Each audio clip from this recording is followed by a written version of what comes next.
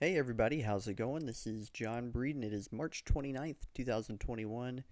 It is just past midnight here on the East Coast. It is Monday, and well, we did not see any racing this weekend. Trucks, Cup, all got postponed due to rain, Bristol mud, just a mud pit basically. And I'm actually sitting up in bed right now watching the 2002 Sharpie 500. My God, this race is great. If you've never seen this race before, go watch it. It is just, it has it all. It's great racing at Bristol. Everybody's on the bottom, beating and banging. Tempers flare, bunch of crashes.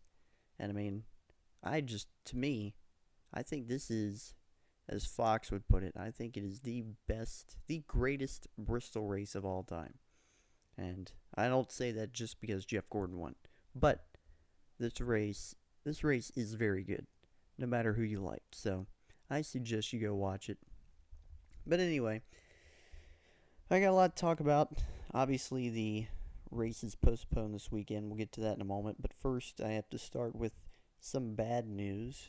The death of Houston Tumlin, who played Walker, one of the two sons on Talladega Nights, and passed away on Tuesday at the age of 28 due to a suicide.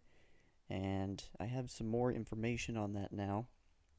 This is from TMZ. The headline reads, Talladega Nights Houston Tumlin, depression and PTSD led to suicide.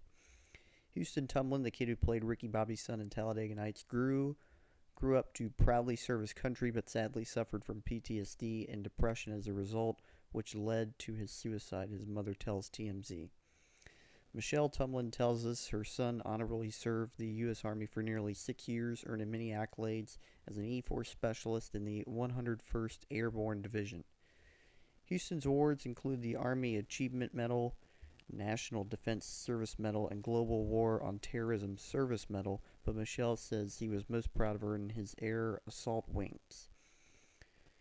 She says Houston Tumlin was so much more than a child actor from Talladega Nights. My beautiful boy brought joy to everyone he encountered and made them feel special.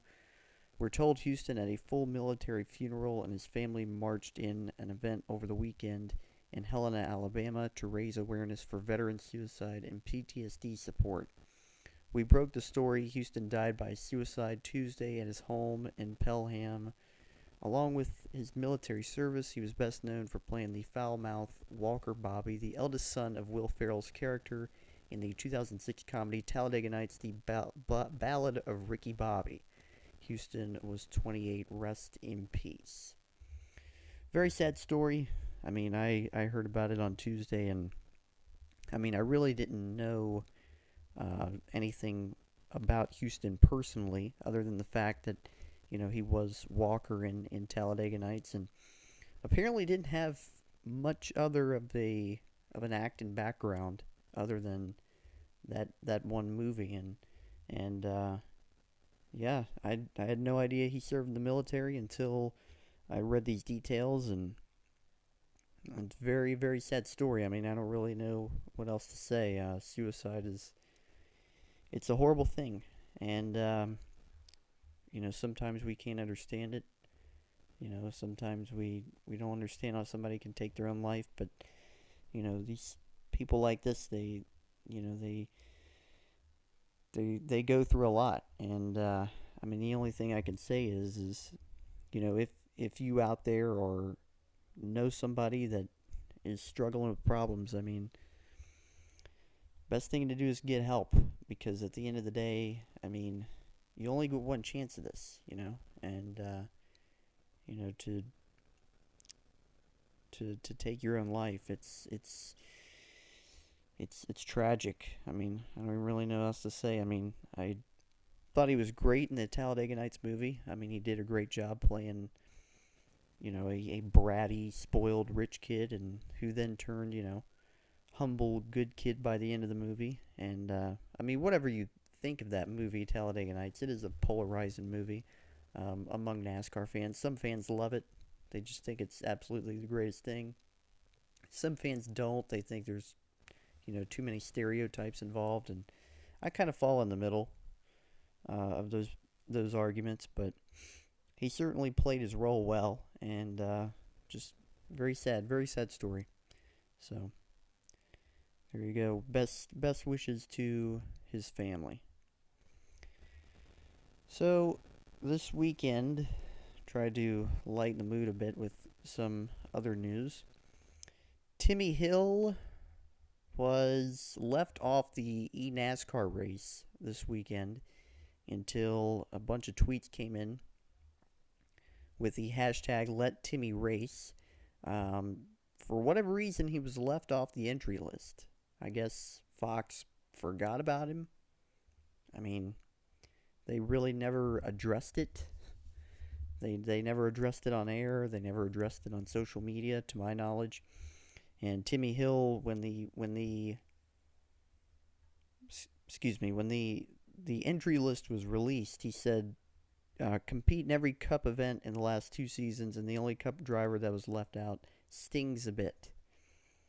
And so all the fans on Twitter rallied behind him, and I think Brad Keselowski ended up opting out and offered his spot to Timmy Hill, and Timmy Hill jumped in. And not one time, though, did NASCAR address leaving him off, so I don't know what happened there. But, hey, Timmy Hill did, in fact, get a chance to race, so that's cool. And, yeah, they did that on Wednesday, the eNASCAR event, just like the ones from the pandemic. And William Byron won. I was watching. I was kind of half watching, but I don't know. I mean, do these things really work? I mean, do people really sit and watch them? I mean, I don't know. I mean, obviously during the pandemic they were a big hit, but I mean, on a Wednesday night, with nothing really going on, I mean, are people gonna sit and watch? I mean, I guess we'll see when the ratings come in whether it works or not. I mean, I remember seeing a tweet from somebody. I think they tweeted it to Dale Jr. And they suggested, instead of iRacing events, why don't we put on, like the Well and Modified series or the K&N series or, whatever. And, I mean, I would certainly be up for that more than watching, iRacing. Listen, I have nothing against iRacing. I do iRacing. But, I mean, I think it would be better to get those lower level series on TV that don't have as much exposure, and perhaps, gain some new fans that way. So just my opinion, but yeah, I mean, it's entertaining, if you're a NASCAR fan. I mean, I always enjoyed Jeff Gordon and Clint Boyer in the booth, and they showed a lot of character in that. So yeah, there you go. So this weekend we were supposed to have the truck race on Saturday night and the Cup race on Sunday afternoon on the Bristol dirt track. And obviously it did not happen. Rain rained out both of them, both the truck and Cup race. And they actually scheduled the truck race for Sunday night, but then obviously everything got canceled again. They were actually going to put that race on FS2. I guess my only theory is the NCAA tournament probably taking the time slot on FS1. But now it is confirmed that Monday at noon the trucks will run, and Monday at 4 the Cup guys will run. So I'm going to go ahead and go through the starting lineup here, because there was no qualifying for either of the series, even though they were in fact going to do qualifying, and that also got rained out. So the top 10 here, we have John Hunter Nemechek, we have Austin Hill, Sheldon Creed, Matt Crafton, Johnny Sauter, Zane Smith, Stuart Friesen, Grant Enfinger, Ben Rhodes, and Brett Moffitt. And then we have 11th through 20th, Carson Hochvar, we have Derek Kraus, Todd Gilliland, Ryan Truex, Martin Truex Jr. in the 51 for Kyle Busch, Parker Kligerman, Austin Wayne Self, Tanner Gray, Tyler Akram, and Cody Rohrbar. And 21st through 30th, we have Chandler Smith, Haley Deegan, Chase Purdy, Tate Fogelman, Danny Bond. We have Daniel Suarez driving the O2 truck. We have Timothy Peters, Kyle Larson in the 44 truck for Allen East Motorsports. We have Rafael Lassard, and we have Kevin Harvick for David Gilliland Racing. And then 31st through 40th, we have Spencer Boyd. We have Bubba Wallace, Chase Briscoe, Cody Erickson, Jennifer Jo Cobb, Jake Griffin, Myatt Snyder, Mike Marlar, Norm Bennon, and Andrew Gordon. Apologies to any names I butchered there on that list, but one name not on there that may surprise you is Ryan Newman. Ryan Newman was entered to run this race, and unfortunately didn't have any owner's points, so he would not qualify. He is one of the 4 out, along with Trevor Collins, Jessica Friesen, and J.R. Hefner. So, unfortunate there for those guys, but, I mean, what can you do? You didn't have any owner's points, and you can't qualify. I mean, you're kind of put in a tough spot. So, I do want to address something that that's been big on Twitter about this rain. I mean, I don't know anything about dirt racing, really. I mean, I know these guys, they can run in at least a little bit of rain. And it was brought to my attention that Kenny Wallace did a really funny video, and I guess people were telling him, why don't they just take the windshields off? Because dirt cars don't have windshields. And Kenny just kind of blew it off like, yeah, no duh, whatever. And he said something like,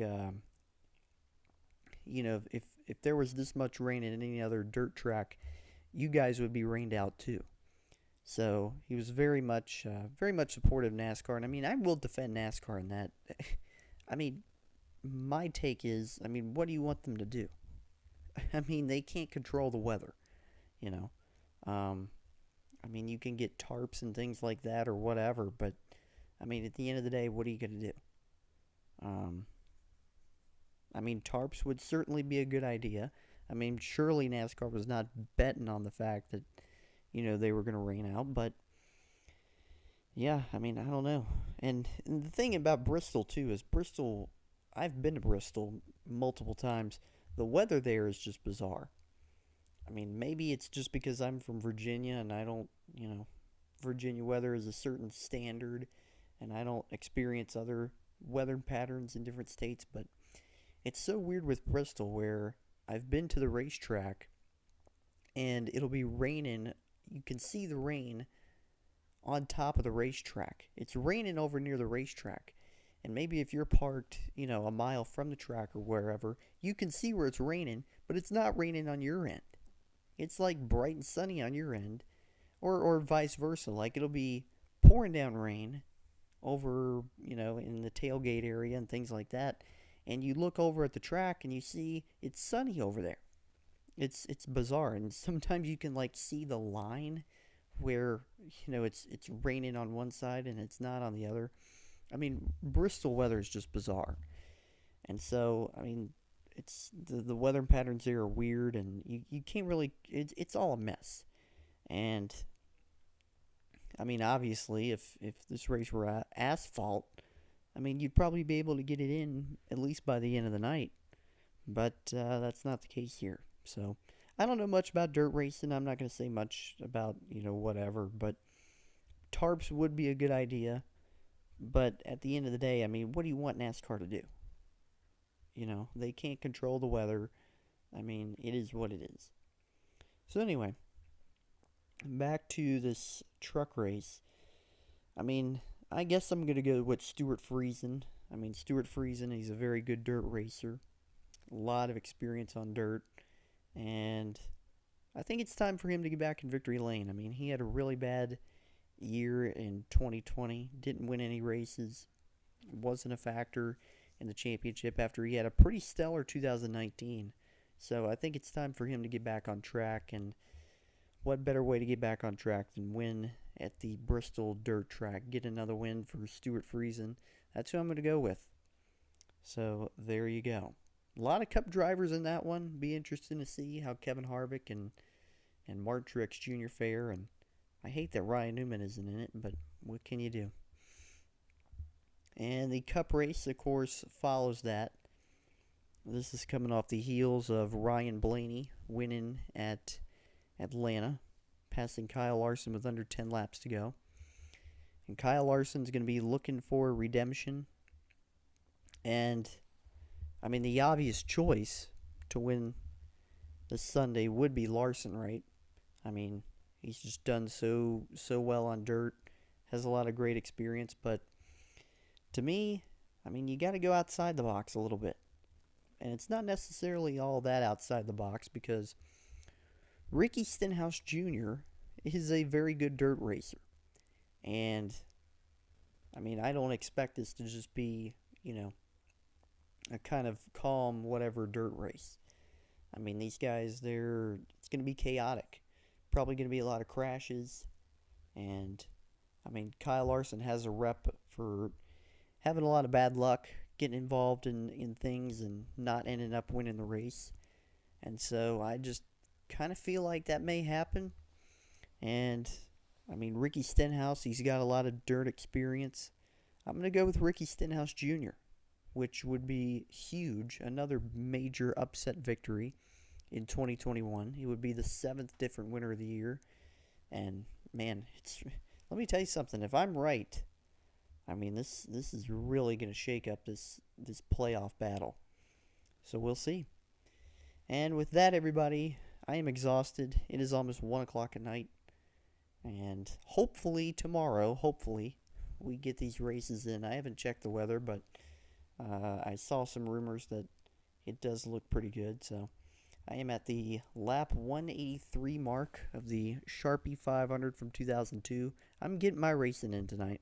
So there you go. Be sure to add me on Instagram at NASCAR Images. I just hit 3,000 followers, by the way. I just want to thank everybody for their support there. And like and subscribe to the channel. And that is it. Everybody have a good day.